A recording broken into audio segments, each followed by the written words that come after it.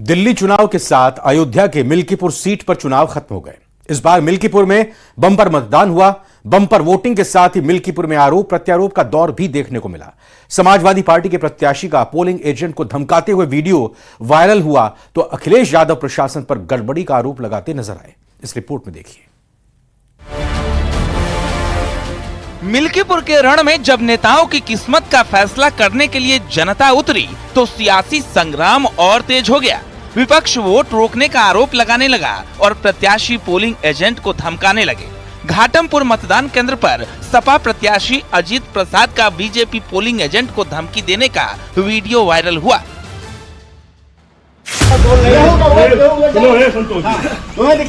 मत करो, ये पूरा अपने औकात तुम भूल गया बाटे हमारा औकात क्या हुआ। 5 सेकंड के अंदर ठीक हो जाओगे। आराम से रहो।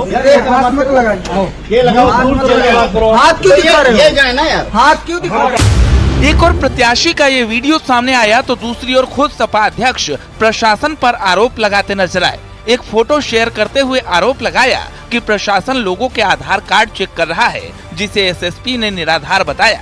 ये बहुत स्पष्ट रूप से बताना चाहेंगे, पुलिस के द्वारा किसी भी बूथ पे किसी भी मतदाता का आई कार्ड चेक नहीं किया जा रहा है।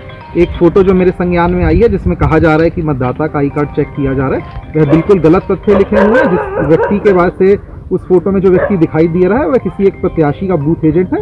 और वहीं जो शिकायत मिल रही है जिसमें कहा जा रहा है कि किसी एक पर्टिकुलर राजनीतिक दल के बूथ एजेंट को वहाँ पे समस्या हो रही है, उन बूथों पर जा करके जो भी वहाँ के सभी बूथ एजेंट हैं सबका पहचान पत्र चेक करके सबसे पूछ करके कि उन्हें कोई समस्या तो नहीं है, इसी दौरान ली गई एक फोटो को भ्रामक तथ्यों के साथ दिया गया। बीजेपी ने भी अखिलेश के आरोप पर पलटवार किया। बीजेपी नेताओं ने कहा कि जब समाजवादी पार्टी हारने लगती है तो अधिकारियों और ईवीएम को दोषी ठहराने लगती है। जब ये दल हारने लग जाते हैं तो कभी ईवीएम को दोष देंगे, कभी प्रशासन को दोष देंगे, कभी दरोगा को दोष देंगे, तो कभी सरकारों को दोष देंगे, तो कभी धर्म को दोष देंगे, तो कभी जाति को दोष देंगे। इसके अलावा इनको अपनी सेवा पे तो भरोसा रहा नहीं और सेवा के आधार पे इनको वोट भी नहीं मिलता है।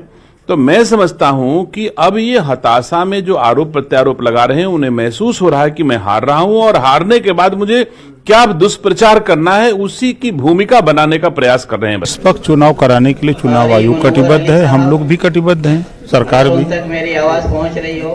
और उनके आरोप निराधार हैं, वो हताशा और निराशा बोल रहे हैं। वो जान रहे हैं कि हम लोग चुनाव जीतने वाले नहीं हैं, इस नाते इस तरह के बयानबाजी दे रहे हैं। उन्होंने एक योजना बनाई थी कि बाहर से बहुत से लोग बुलाकर और उनसे मतदान कराने के लिए, तो बहुत से लोग पहुंचे तो वहां पर उसकी चेकिंग हो रही है कि कौन यहाँ का रहने वाला है, कौन बाहर का रहने वाला है, तो उसमें ये लोग पकड़ में आ रहे हैं। बहुत से ऐसे समाजवादी पार्टी के कार्यकर्ता यूट्यूबर बन के वहां पर घूम रहे हैं। विपक्ष के आरोप और बीजेपी के दावों के बीच निष्पक्ष मतदान पूरा कराने के लिए जिले के तमाम अधिकारी सतर्क नजर आए। जिला निर्वाचन अधिकारी खुद बूथों पर पहुंचे और शांतिपूर्ण चुनाव संपन्न करवाने का दावा किया। कुछ जगह पर मशीनें खराब थी और उसमें मुख्य रूप से वीवीपैट में कुछ समस्या आ रही थी, तो वीवीपैट ईसीआई गाइडलाइन के हिसाब से उसको रिप्लेस किया गया इंजीनियर्स के साथ में।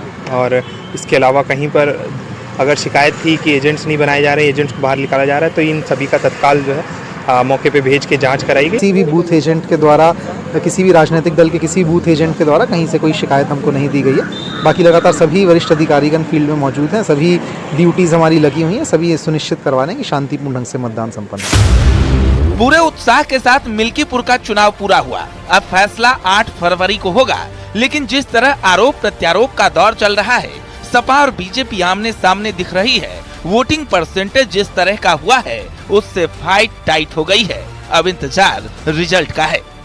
Bureau report, news 18।